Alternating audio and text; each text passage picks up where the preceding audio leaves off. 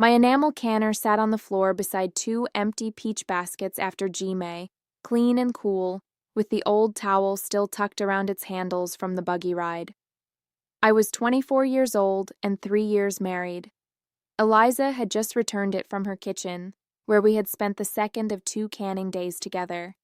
The bishop's wife stopped beside the washroom door and asked whether the canner belonged to my household. I said it did. She looked from Eliza to me, then lifted a stack of folded dish towels from the bench and asked me to carry half of them into the washroom with her. Her voice was ordinary. The kitchen behind us was ordinary too, women drying platters, men moving benches, coffee cups waiting to be gathered. Still, I understood that the traveled canner had made our arrangement visible in a way the sealed jars never had. I followed her down the short hall without knowing the question she meant to ask, only that it concerned the day I had chosen to spend in another wife's kitchen. Eliza and I met as married adults after a spring G-May when both of us reached for the same crate of cloudy mason jars beside the pump. She took the towels while I steadied the glass, tucked her cap strings beneath her chin, and worked through the crate without needing much conversation. She lived beyond the low ridge, far enough that our buggies approached church from different roads, yet near enough that we often stood at the same quilting frame or washed dishes in the same host kitchen. That summer, her 6 peach trees were heavy with late fruit. Our 2 trees ripened earlier and gave less, but Aaron had brought home a sound enamel canner from an auction the year before. It was broad, dark blue, and chipped at one handle. It could hold what our household needed and still be lifted into a buggy after it cooled. Eliza mentioned her peaches while we were shelling peas with several women. Her stove was sound, but the largest pot in her kitchen was too shallow for the jars she meant to put up. I said our early peaches would be ready first, and that the canner could travel when hers ripened. Before we finished the bowl, a plain arrangement had taken shape. Eliza would spend one day in my kitchen when our fruit softened. Later, I would take the cooled canner to her place and spend one day there. The kitchen hosting the work would supply the fruit and jars. The visiting wife would arrive after her own breakfast work and go home before the evening milking. Aaron knew the plan before I agreed to a day. Eliza told her husband the same evening. Neither man objected. Each household would keep its own preserves, and the canner would come home after the second day. We would travel in daylight with the kettle wrapped in an old towel so its rim would not strike the buggy seat. Our local ordnung taught faithful work, plain dealing, and readiness when a household needed help. Women had always cooked together for G-May, prepared food after illness, and carried dishes to a family after a death. The first thing marriage had changed for me was not my willingness to help. It was the way I named a day before giving it away. I had learned to say what would wait at home, when I would leave, and when I would return. Eliza did the same. We believed that care was enough to make the arrangement ordinary. The first canning day took place in my kitchen. Eliza arrived after sunrise with her apron folded beneath one arm and a loaf wrapped for our noon meal. Aaron had already brought wood to the stove. We washed our early peaches, loosened the skins, filled the jars, and listened for the small settling sounds after each batch came out. Eliza knew where I kept the clean cloths by midday. I knew she preferred a shorter knife for trimming bruised fruit. Neither fact made one of us master of the other. It only made the work move without 2 pairs of hands reaching into the same place. She left while the light was still strong. I finished supper in my own kitchen. At her place, she was home before her husband brought the team from the field. The day had not emptied either household. It had turned a hot task into company and allowed the fruit to be finished before it softened too far. Her peaches ripened 2 weeks later. I rose at my usual time, baked the bread Aaron would need, and waited until the canner was dry before wrapping it for the buggy. At Eliza's kitchen, her fruit filled the washpans and her jars stood ready on cloths near the stove. We used her sugar, her water, and her firewood. By late afternoon, the canner was cooling near her back door. I went home without it because the enamel was still warm. Eliza said she would wash it after the last jars were settled and return it at G-May. The remarks began during quilting, not as an accusation, and not all from one person. One woman asked whether Aaron found his own dinner on the day I went beyond the ridge. Another said Eliza was fortunate that I could spare a whole afternoon. The bishop's wife asked whether we planned to make the visits a weekly habit. I said no. Peaches had brought the days, and Peaches would end them. I did not have a word for it yet. Help was familiar when a church need called us into the same room. Help was familiar when sisters or cousins arrived without asking. But Eliza and I had noticed the match ourselves. Her later fruit, my deep canner, her hands on my early day, mine on hers. The same work seemed to acquire a different weight, because no relative or church office had placed us beside each other. The questions made me rehearse the 2 days as if kindness needed a defense. I found myself explaining the bread baked before I left, the supper cooked after I returned, and the towel around the cooled canner. Eliza did the same in her home. While our hands worked, we talked about fruit, gardens, weather, and the stubborn task in front of us.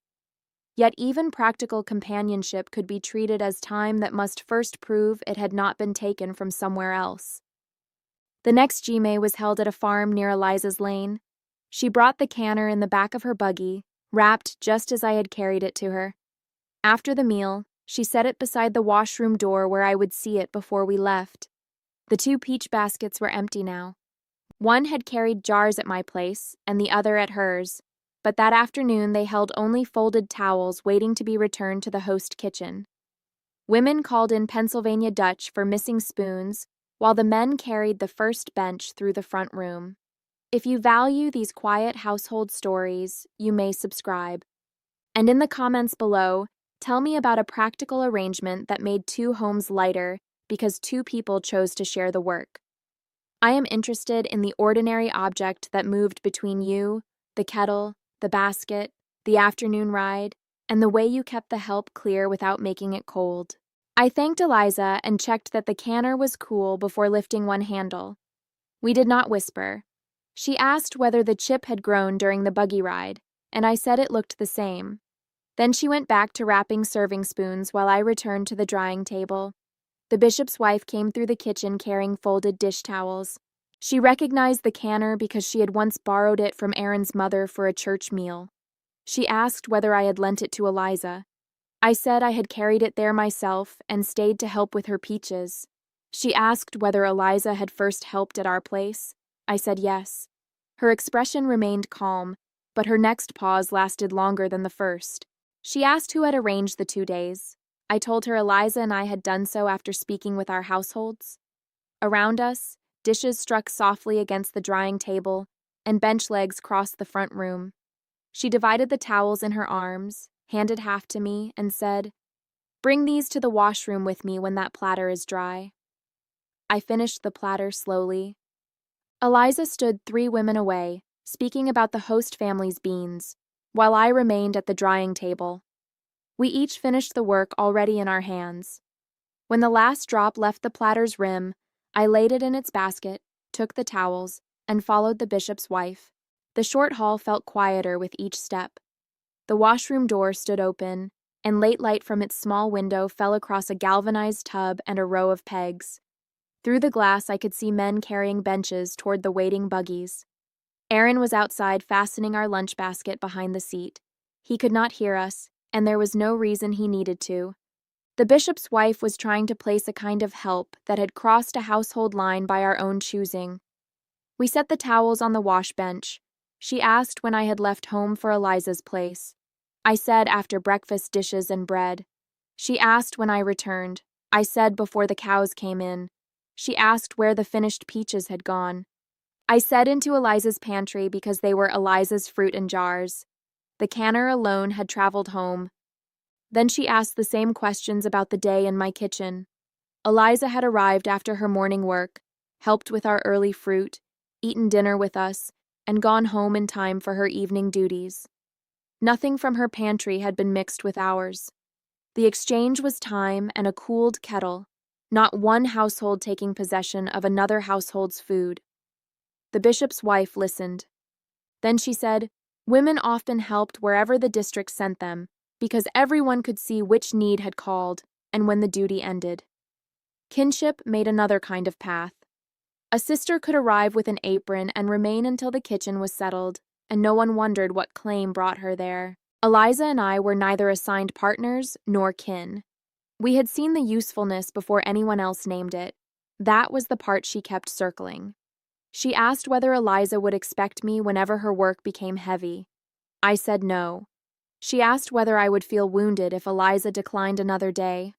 I said I hoped not, because the help would become a burden if either of us had to prove friendship by accepting it.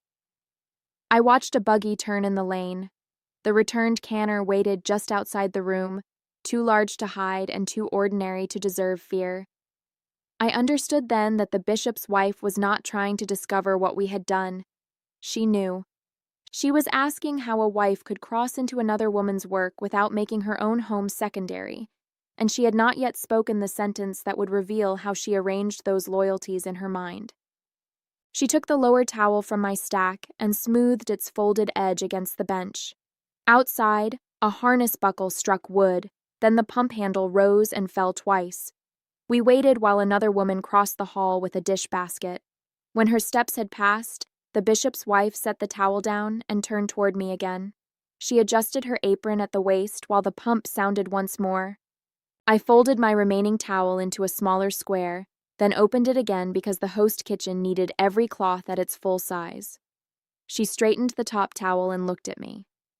Her voice stayed low enough that the women in the kitchen could continue their work without listening. "Which home came first?" she asked. For a moment I thought she meant which canning day came first in the summer. I began to say that our early peaches had ripened before Eliza's. She shook her head gently. She meant which household held the first claim when two wives chose a day together. I answered with the days because they were the truest answer I had. On the day in my kitchen, Eliza's morning began at her home, and her evening ended there. Between those duties, she helped me finish fruit that belonged to my pantry. On the day in her kitchen, my morning and evening remained at my place, while the middle hours belonged to work beside her stove. Neither home vanished. Neither wife promised the next day merely because the first had gone well. The bishop's wife said that an answer divided by morning, afternoon, and evening might sound uncertain to people accustomed to one clear line. I told her the work itself had been clear. The host kitchen held the fruit. The visiting wife returned before evening. The canner moved only after it cooled, and everyone under both roofs knew where it was. Friendship had helped us notice the need.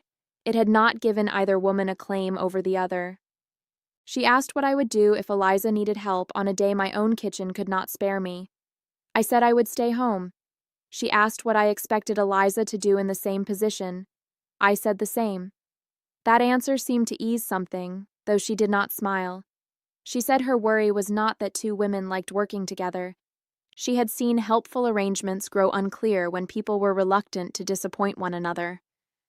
A church request came with a named task. A family emergency made its need plain. Friendship could be quieter, and quiet expectations sometimes became obligations before anyone admitted they existed. I respected that concern because I had known women who kept agreeing after their strength was gone. But I said an unspoken obligation was not what Eliza and I had made. We had made 2 days, each with a beginning and an end. Saying no to a third would not erase the first 2. She considered that. Then she said, "Keep it that plain."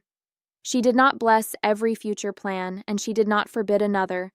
She asked that the canner travel openly, that the host kitchen remain the host, and that either woman could let the peach season end without explaining a lack of affection. I told her those limits were fair. Then I asked whether help became less faithful because the women doing it had noticed the need before someone assigned them. She folded the last towel once more, though it was already square. "Not if the help stays help," she said. "The trouble begins when no one can still say where the day ends." That was not a new ordnung and not a public decision. It was one careful conversation about 2 ordinary days. When we returned to the kitchen, she placed the towels on their shelf. She did not speak to Eliza or announce anything.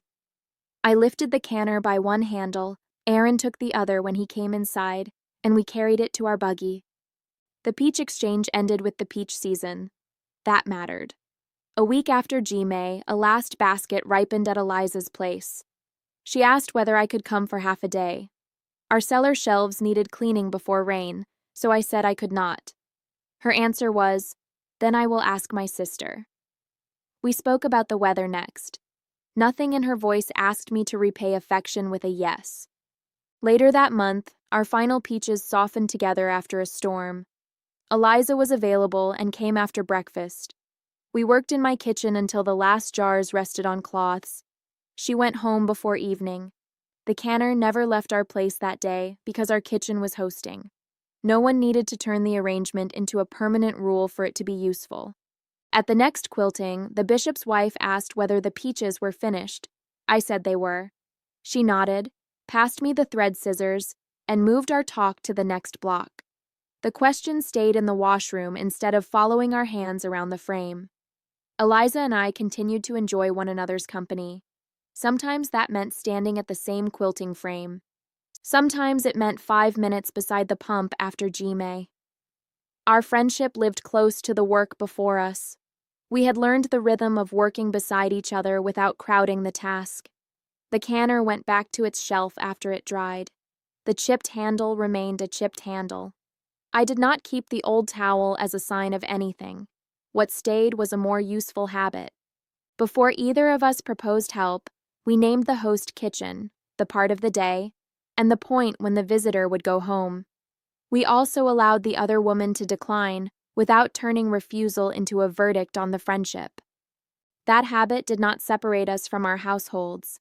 It let cooperation remain honest inside them. When apple season came, another neighbor borrowed the canner through Erin because her kettle had cracked. I did not attach myself to the loan or assume I should spend the day there. An object could travel without carrying a promise. A friendship could offer help without becoming a claim. Many women know that help can be praised or questioned according to who first arranged it. When a church kitchen asks for pies, the afternoon is called service. When a relative arrives with fruit, the afternoon is called family. When two women notice that one has a deep canner and the other has a heavy peach week, the very same afternoon may cause someone to ask where their attention belongs. Order matters in a home. I still believe that. Meals, animals, gardens, and people depend upon promises that can be trusted. Yet order is not the same as waiting for every useful idea to arrive from someone farther from the work. Eliza and I could see the match because our hands were already among the jars. Naming it ourselves did not make the help disloyal. The bishop's wife's question remained with me because it offered only 2 homes and asked one to stand first. The days themselves had held more room than that. I could bake bread at home, work beside Eliza's stove, and return for evening without pretending I belonged nowhere in between. She could do the same. Clear beginnings and endings protected both homes better than suspicion did. My husband did not mock the arrangement, and the bishop's wife did not try to harm us. They belonged to the same Amish community that had taught Eliza and me how much shared work could matter. She had spent years watching vague duties become resentment in crowded kitchens. I was not rebellious for answering with the shape of an actual day. We brought different fears to the washroom. Hers that friendship might become an unspoken demand. Mine that self-arranged help would be treated as suspect before it had harmed anything. Speaking plainly made both fears smaller. If you have ever shared work with another woman, perhaps you know the quiet relief of hands that understand a task without a long lesson. That relief can remain open and ordinary. It can be one peach season, one cooled canner in a buggy, one honest no when home needs you elsewhere, and another ordinary conversation the following Sunday. Useful friendship does not have to become constant to be real. It does not have to rescue anyone. Sometimes it simply lets a hot kitchen grow lighter for an afternoon. The test I trust now is not which home came first in every moment. It is whether the help was openly offered, willingly accepted, and allowed to end when the work was done. There were other household exchanges, quiet boundaries, and questions about women's time that I could not place inside one peach season. I wrote them down in my book, A Quiet and Faithful Home. If those pages might keep gentle company with your own kitchen work, the full story is in the first pinned comment. The link is there with it. Thank you for sitting with this memory and for listening as carefully to an ordinary canner as you would to a louder story.